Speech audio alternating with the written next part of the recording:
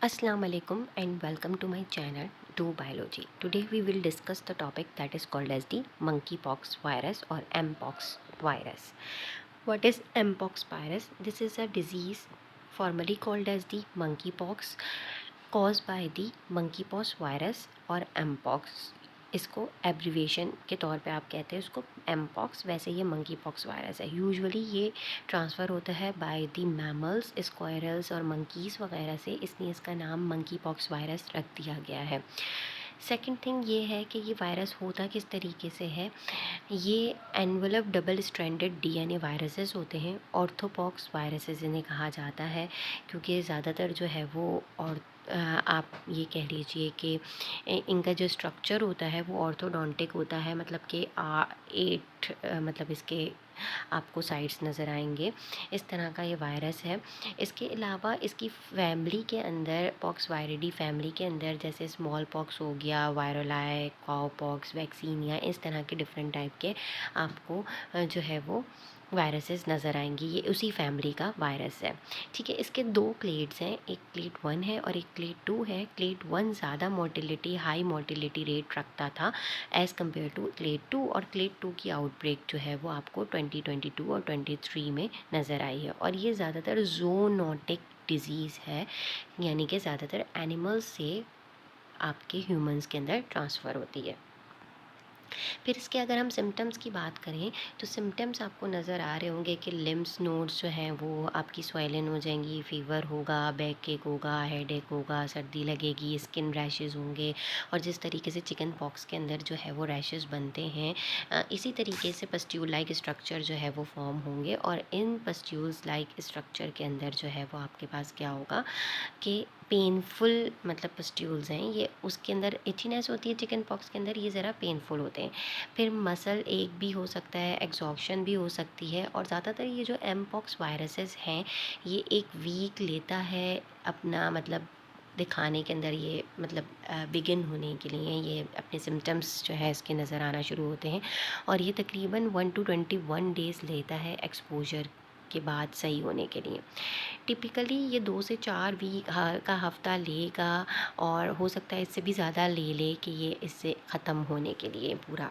Mpox viruses के rashes, fever, sore throat, muscle एक, back pain, ये सारी चीज़ें, आपकी एनर्जी लो हो जाएगी। तो कुछ पीपल के लिए जो फर्स्ट सिम्टम होगा वो एमपॉक्स वायरस का, वो रैशेस होंगे। कुछ के लिए जो है हो सकता है कि वो सिम्टम अलग हो, कि भाई पहले फ़ीवर होना शुरू हो, फिर उनको सोर थ्रोट होना शुरू हो, हेडेक होना शुरू हो, फिर जाके उनकी जो है वो लिम्स नोड स्वाइलन होना शुरू हो जाए, और फिर उनको रैशेस नज़र आए। तो पर्सन टू पर्सन ये वेरी भी करता है। ट्रांसमिशन इसका क्या है कि भाई ये किस तरीके से लोगों के अंदर ट्रांसमिट हो सकता है। किसी को भी हो सकता है ये, ठीक है। ये वायरस किसी भी पर्सन को हो सकता है, ठीक है। इसके बहुत सारे सिम्टम्स आपको पता चल गए हैं कि क्या क्या हो सकते हैं, लेकिन अब ये होगा क्या, पर्सन टू पर्सन हो सकता है कि भाई किसी को टच आप करें, किस और सेक्सुअल एक्टिविटी के थ्रू भी ट्रांसफ़र हो जाता है।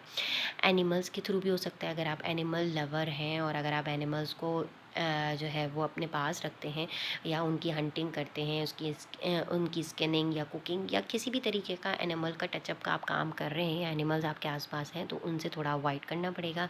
कुछ कंटेमिनेटेड शीट्स, क्लोथ्स और नीडल्स से, अगर जैसे आप इस तरीके से मेडिकल फील्ड से ताल्लुक़ रखते हैं और इस तरह की चीज़ों से हैं, तो उसमें आपको बहुत ज़्यादा जो है वो केयर करने की ज़रूरत है। प्रेग्नेंट पर्सन्स को, वुमेंस को जो है वो ज़्यादा जो है वो ट्रांसमिट हो सकता है, और ये पास भी हो सकता है अनबॉर्न बेबीज़ के अंदर, ठीक है। पर्सन टू पर्सन ट्रांसमिशन ज़्यादा है। डायरेक्ट ट्रांसमिशन जो है वो स्किन से ज़रा वो कम है, लेकिन ये लेजन्स वगैरह जो हैं वो माउथ और जेनाइटल ऑर्गन से ही, यानी कि ट्रांसमिट होते हैं ज़्यादातर। जिनके ज़्यादातर सेक्सुअल पार्टनर्स होते हैं उनके अंदर high risk of mortality rate होता है, ठीक है। Animals to human transmission of mpox viruses जो है वो इन्फेक्टेड एनिमल्स के थ्रू भी हो सकती है, उनके स्क्रैचेस के थ्रू, और वो पहले ही मैं बता चुकी हूँ स्किनिंग वगैरह के थ्रू भी आपके हो सकती है। फिर उसके बाद आपकी इसकी प्रिवेंशन क्या है कि भाई आप एनिमल्स को ज़्यादातर टच ना करें। इन्फेक्टेड मटेरियल, क्लोथ्स वगैरह से आप अवॉइड करें उनको टच करना। अपने हैंड बार बार जो है वो वॉश आउट करते रहें।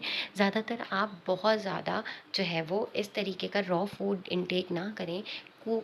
कुक्ड फूड जो अच्छे तरीके से कुक हुआ हुआ हो उसको आपने इनटेक करना है।